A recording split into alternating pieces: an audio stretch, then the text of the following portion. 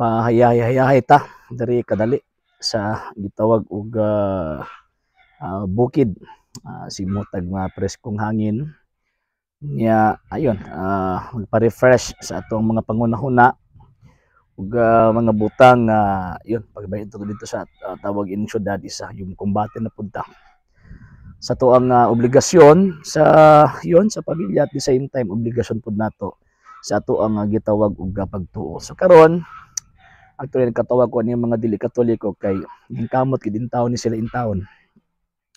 Unsaon nila pagguba or pagdaot ang ato ang gitawag og pagtuo niya mura ba gid na sila mga uwak. Bisag katangag na, bisag gabit-bit na maingon gihapog tawag ining wala. Na maupay kuan na maupay na ay tawag ining kusog nga moingon na kita dang mga Katoliko giilad ra kuno ta sa ato ang Santo Papa wa mo pangkilati. Wa manghubag na inyong gitawag og mga bagang. Ang Santo Papa namo bisan pag naa sila gitawag og mga weaknesses dili ikalimot ang kamatuoran nga ang amo ang Santo Papa naay koneksyon sa mga apostol, naay koneksyon sa tuang Ginoong Jesucristo. So bisan pag imuhang tawag anang i-trace ang iyahang gitawag og kasaysayan gikan sa Santo Papa karon.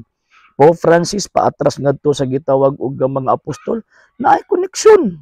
Nga naman tungod kay tinuod man nga simbahan nga iya ni Kristo, nga iyang gidumalahan, iya magyuni ni Kristo. Pero kanang mga pastoy kanang tawag ining kusog kaayong mga taki sa simbahang Katolika, pangutan-an ninyo na kinsa nagpadala ninyo, kinsay tawag ini nagsugo ninyo, mahitungod sa pagwali, mahitungod sa maayong balita, di gyud nakatug-an abi ninyo nga no, tungod sa hinungdan kay mao lagi way koneksyon sa gitawag mga apostol, way otoridad sa pagtudlo sa maayong balita.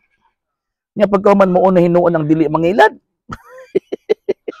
Hubag na gyud kayo na inyong bag-ang og motuog yun po anang maong tawag ini nga istorya. So kami mga Katoliko, kitang mga Katoliko manggod is ang atong Santo Papa ato manggod nang gina-acknowledge ang iyang weaknesses. Gina-recognize nato iyang tawag ang mga weakness nga naman kay di man robot. Wala man na namatay kay para mag-atog langit o di na makahimo gitawag og sayop. Pero it does not mean na tungod kay nakahimo siya og sayop or makahimo siya og gitawag sayop, dili na siya sinugo sa Dios kay bisan ganin San Pedro gingnan pag ang Kristo nga pahawa sa tanas. Pero nga nagpasabot nga dili na sinugo ang ato ang Ginoong ang ato ang sa San Pedro, dili na sinugo ni Ginoong Jesucristo.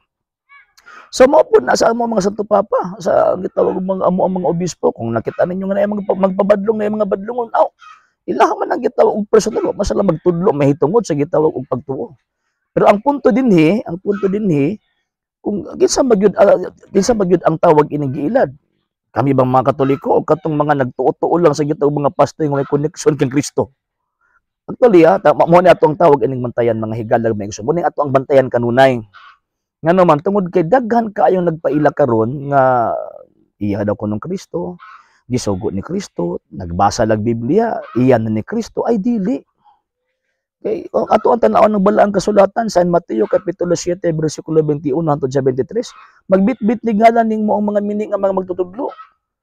O magbitbit ni sa ngalan Kristo, magtudlo ni mahitungod sa gitawag og ebanghelyo, magayog mga masakiton, magpahawa og gitawag og mga yawa.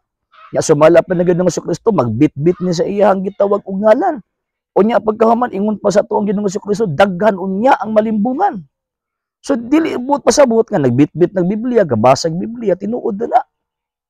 Atong tan-awon ang tawag ining ilahang gitawag og kasaysayan kay bininyo nga no, kaya kung di na to tan-awon ng ilahang kasaysayan mga higalag mga igsuon ay mahitabo mailgid ta ning ilahang kuan. Ilahang gitawag og mga pamutbot kay mayra ba kini sila mga istorya, mayra ba kini sila mangilad sa mga inosenteng Katoliko. Nya mingon man sila, ikaw arjen nagkuan ka sa tawag ining kasaysayan, kasaysayan na gid inyong tawag ining gibasihan. Naturalmente nga dili kasi sa natong basihan ngano man tungod kay naturalmente nga dapat kasi sa nga ato ang gitawag og basihan ngano man kay di man ato masabtan ang nakasulat sa balaang kasulatan kung wa tay background sa kasaysayan ana. Kaya ang Biblia mismo nag-ingon di siya kumpleto. Anong hadlok man gid sa kasaysayan ngano man kay hadlok man mga pakong, hadlok man gitawag og mga buko, hadlok man nga tawag ini mga pangka sa ilahang gitawag og mga ilad mo nang ilahang mga membro pangtudloan nila biniltuldo nga rason, biniltuldo nga gitawag og information. Muna kung tan-awon niyo mga di Katoliko. Naamon ti tawag ini mga dagko grado pero tan-aw ang panabot tungod sa pagtuo zero.